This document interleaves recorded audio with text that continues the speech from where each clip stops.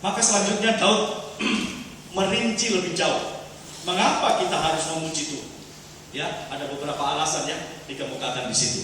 Pada ayat yang ketiga, mulai ayat 2. Pujilah Tuhan hai jiwaku, dan janganlah lupakan segala kebaikan. Tuhan telah melakukan banyak sekali kebaikan-kebaikan dalam hidup kita. Ya kan? Kebaikan Tuhan luar biasa, tidak bisa dihitung sebenarnya. Ya kan? Siapa yang bisa menghitung kebaikan Tuhan? Tidak ada. Kalau kita masih ada di ruangan ini pun itu kebaikan Tuhan. Ya kan?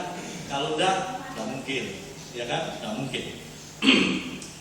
Apa itu kebaikan Tuhan? Ayat 3 sampai ayat 5 itu rincian Daud, sebagian dari pengalaman Daud. Ya.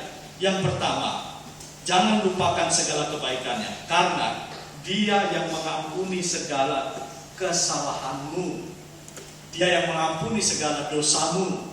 Dia yang mengampuni segala perbuatanmu yang jahat, yang keji di mata Tuhan. Tadi siang, tadi sore ada ibadah di keluarga Panjaitan. Saya bersaksi. Memang saya dulu orang yang tidak percaya Yesus. Saya dilahirkan oleh keluarga, orang tua dan saudara-saudara yang tidak percaya Yesus. Ya, tapi memang perjalanan hidup saya agak aneh, ajaib lah, bukan aneh. Ya, sejak kecil saya sudah dipisahkan dari keluarga saya, keluarga kandung saya. Keluarga kandung saya, baik orang tua maupun saudara-saudara saya, semuanya adalah orang yang tidak percaya Yesus. Lalu saya sejak bayi sudah dipisahkan. Saya ikut keluarga angkat. Ya, ada pasangan suami istri nggak punya anak, lalu mereka mengadopsi saya. Ya, itu pun orang yang tidak percaya Yesus juga. Ya, tidak percaya Yesus juga. Tapi entah ceritanya bagaimana, mungkin usia sekitar 4 tahun, ada seorang putri membawa saya, ya, dari rumah saya, kemudian dikumpulkan di satu tempat di teras rumah pakai tikar. Ada 6 orang atau 7 orang waktu itu, saya lupa. Anak-anak ada 7 orang, 6 orang itu dikumpulkan, diajak nyanyi-nyanyi, gitu ya, diajak nyanyi-nyanyi. Nanti minggu depan begitu lagi, minggu depan begitu lagi. Ya, saya baru sadar kemudian bahwa rupanya ini adalah usaha penginjilan yang dilakukan oleh sebuah gereja di kota saya dengan cara mencari anak-anak. Termasuk saya masuk dalam jaringan itu.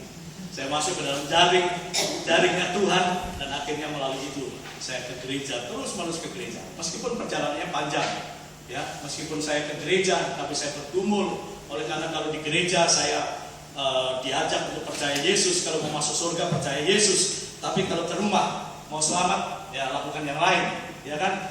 Kalau di gereja mau percaya Yesus masuk surga, gitu kan? Tapi kalau di rumah, ya ajarannya lain lagi. Jadi saya mengalami kebimbangan yang luar biasa selama belasan tahun, sehingga sampai dengan SMA kelas 1 saya baru mau dibaptis. Ya, baru mau dibaptis karena saya pikir saya ke gereja tapi saya nggak ngerti. Saya ke gereja saya nggak ngerti. Saya ingat-ingat waktu saya SD dan SMP, Yusuf Romni KKR di gereja saya itu, saya rupanya sudah pernah juga saya angkat tangan, tapi saya masih nggak ngerti juga. Ada pengkhotbah besar juga khotbah di gereja saya, dan saya memberikan respon, tetapi saya tetap saja tidak mengerti. Ya, sampai SMA kelas 1 saya ikut kateksasi. Kateksasinya pun saya 2 kali. Karena kateksasi yang pertama udah lulus, saya masih